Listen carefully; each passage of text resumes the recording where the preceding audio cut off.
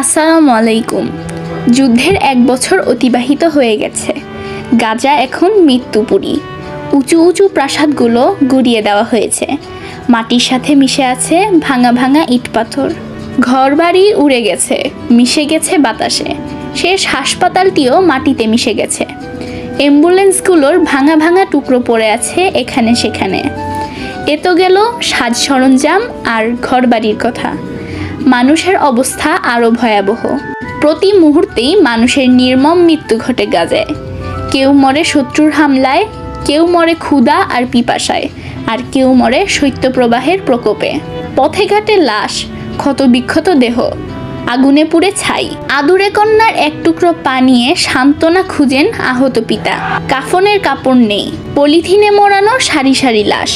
দীর্ঘ কবর খনন করা হয় যান্ত্রিক মেশিনে। এক কবরে শোয়ানো হয় সবাইকে।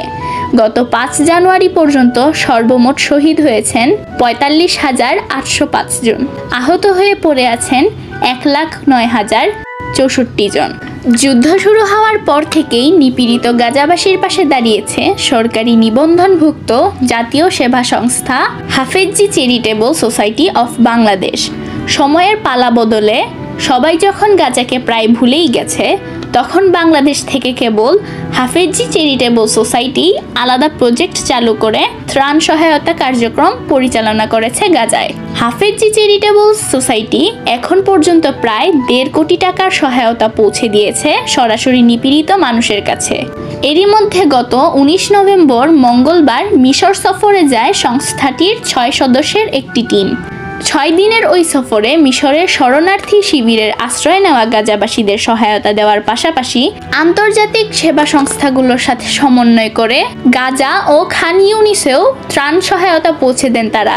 কার্যক্রমের মধ্যে রয়েছে যুদ্ধাহত ও সাধারণ রোগীদের চিকিৎসা সেবা প্রদান, খাবার ও পানি বিতরণ, নগদ অর্থ সহায়তা প্রদান এবং শীত বস্ত্র বিতরণ ইত্যাদি। গত ২ মাসে গাজার খান ইউনিস ও দের আল বালাহতে ফিলিস্তিনি স্বেচ্ছাসেবক টিমের মাধ্যমে প্রায় ৮০,০০০ লিটার পানি, পরপর রান্না করা খাবার, শীত বস্ত্র, নগদ অর্থ বিতরণ করেছে হাফেজজি চ্যারিটেবল সোসাইটি।